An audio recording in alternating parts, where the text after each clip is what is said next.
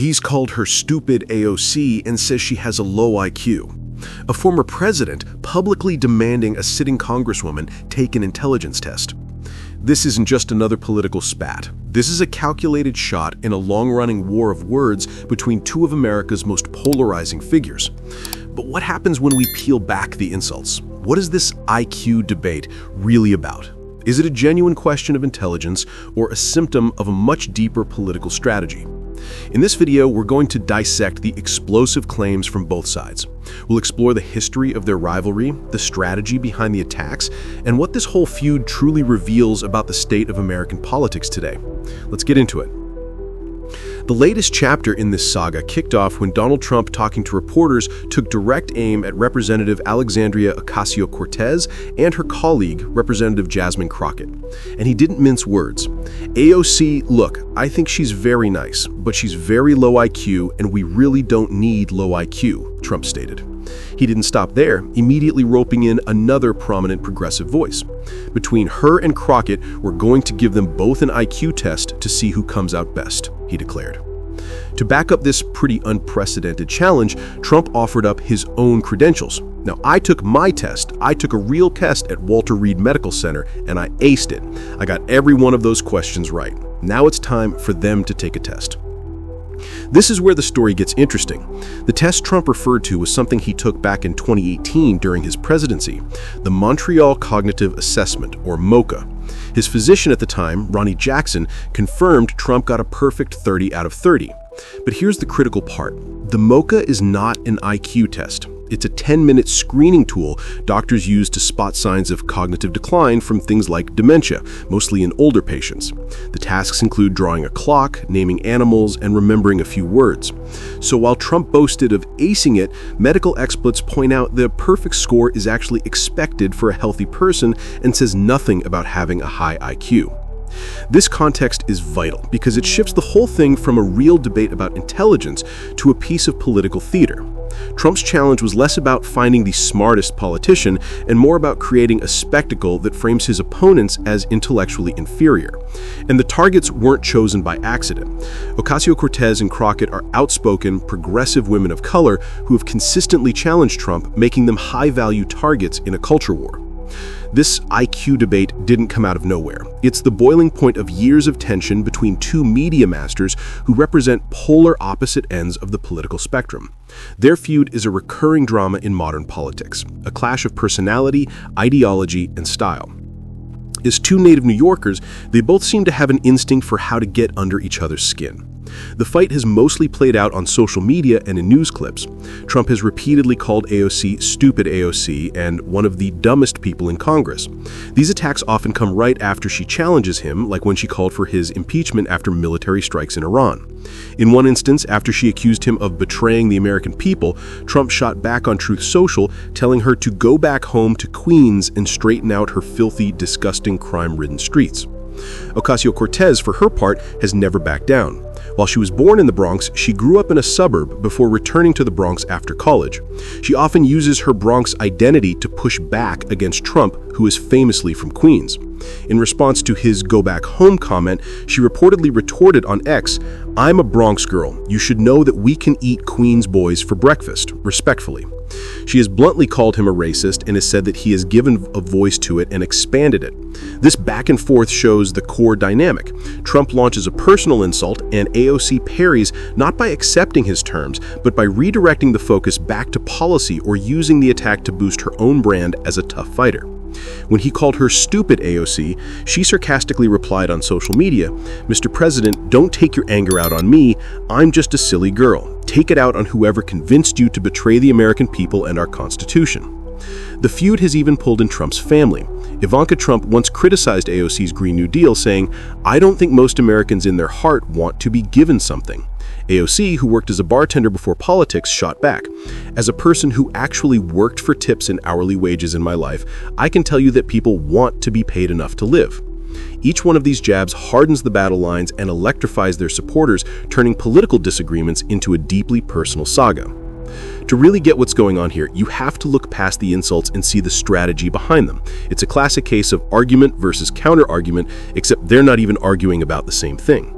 First, let's break down Trump's angle. The low IQ attack is a signature move from his playbook. It's simple, memorable, and totally dismissive. He's used it on lots of opponents, but it's especially targeted at figures like AOC and Jasmine Crockett. Why? Because it's an attempt to delegitimize them completely. The message isn't just, I disagree with their policies, it's they're not smart enough to even be in the conversation. It frames them as unfit for office. This does two things. For his base, it reinforces the idea that his opponents are not just wrong, but foolish. For everyone else, it's meant to sow doubt about their competence, moving the debate away from complex policy, where AOC often shows detailed knowledge, and onto the slippery subject of personal intelligence. By hammering this point, he tries to create a simple association in your mind. AOC equals low IQ. Now let's look at the response from Representatives Crockett and Ocasio-Cortez. It's been multi-layered. Representative Crockett called the attack absolutely ridiculous, pointing out how absurd it is for a president to be focused on her while major issues are on the table. In doing so, she framed Trump's attack not as a real critique, but as a distraction. Crockett also flipped the insult into a badge of honor, saying it is absolutely ridiculous that I live rent-free in his mind. And every time you say my name, you're reminding the world that you're terrified of smart, bold black women telling the truth and holding you accountable. She also met the challenge head-on, saying on Jimmy Kimmel's show that she would absolutely take an IQ test against Trump. She highlighted her own education, earned without privilege, and said his attacks often act as a dog whistle to his followers, which increases threats against women of color. Ocasio-Cortez uses a different but complementary strategy. Instead of getting dragged into a debate about her own intelligence, her entire political career is basically her rebuttal. She has a degree in economics and international relations from Boston University. She's famous for her sharp, detailed questioning in congressional hearings, where she often breaks down complex policies in a way that goes viral. Her counter-argument isn't a sentence, it's her body of work. By focusing on policy substance, from campaign finance law to the economics of climate change, she implies that real intelligence is shown through action and understanding, not a screening test for dementia. Her response is to pivot back to substance, like when she told him to take his anger out on those who advised him to betray the American people. This strategy is a refusal to play his game. Trump wants a fight about personality, AOC and her allies want a debate about policy. And that brings us to the heart of the issue. We've seen the attack and the defense, but what does all this mean for the bigger picture? We're about to dive into what this feud reveals about populism, media, and our political discourse. But before that, if you're getting some value out of this breakdown, take a second to hit that like button and subscribe. It really helps us keep making videos like this. Now, let's get to what it all means. When we zoom out, the Trump-AOC IQ debate becomes the powerful case study for the current state of American politics. There are three big things to unpack here: the fighter narrative, politics as entertainment, and the decay of public debate. First, the fighter narrative. A few years ago, a fascinating political curiosity emerged: the AOC Trump voter. After the 2024 election, Ocasio-Cortez herself asked her social media followers to explain why some of them split their ticket, voting for both her and Trump. On the surface, it makes no sense. Their policies are worlds apart. But the answer she got pointed to a common thread. Both are seen as outsiders and fighters taking on a corrupt establishment. Voters said things like, "I feel you are both outsiders compared to the rest of DC," and "you signified change, Trump signified change." This IQ debate feeds right into that. For Trump supporters, his willingness to throw playground insults is seen as authentic, proof he's not a polished politician. For AOC supporters, her sharp clapbacks are proof she's a fighter who won't be bullied. In this light, the feud isn't a weakness, it's a core part of their brands. They are both seen as champions for people who are fed up with the system. Second, this leads to the idea of politics as entertainment. The media loves a good fight, and what's more compelling than a personal grudge between two huge personalities? These IQ spats and Twitter battles get way more clicks and views than a deep dive on infrastructure spending. The result is a political conversation dominated by drama, not substance. The IQ debate is the headline, while the actual policies and record of both individuals get pushed aside. It's a feedback loop. Politicians perform for the cameras because it gets them attention, and the media covers it because it gets them an audience. The voter is left watching a political reality show instead of participating in a democracy. Finally, and maybe most importantly, this feud highlights the corrosion of public discourse. The fact that we're even having an IQ debate between political leaders shows how far the conversation has fallen. Instead of debating ideas, the focus shifts to personal attacks meant to disqualify opponents from even speaking. Attacking someone's intelligence is a way of saying their ideas aren't even worth hearing. This tactic shuts down any chance of good faith debate or compromise. When the goal is to invalidate the person, not win the argument, democracy itself suffers. It teaches us that political disagreement isn't a healthy debate, but a war where the other side must be destroyed, not just defeated.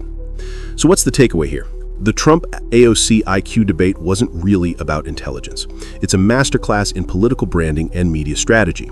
For Donald Trump, it's a proven tactic to undermine a powerful opponent and shift the conversation to his home turf of personality and insults. It fires up his base and crafts a narrative of superiority regardless of the facts. For AOC and her allies, it's a chance to double down on their focus on policy, reinforce their brand as fighters who won't be intimidated, and expose the attacks against them as distractions from what really matters. Ultimately, this feud pulls back the curtain on a political landscape driven by personality, where being seen as a fighter can be more powerful than any policy position. It shows how easily our discourse can turn into entertainment and how the very foundation of debate crumbles when personal attacks take over. The real loser in the IQ debate isn't either politician. It's the public's ability to have a healthy conversation about the future of the country. So, I'll leave you with this question. Who do you think really benefits from these public feuds? Is it the politicians, the media, or someone else? Let me know your thoughts in the comments below. And if you found this video insightful, make sure to like and subscribe for more deep dives into the stories shaping our world. Thanks for watching.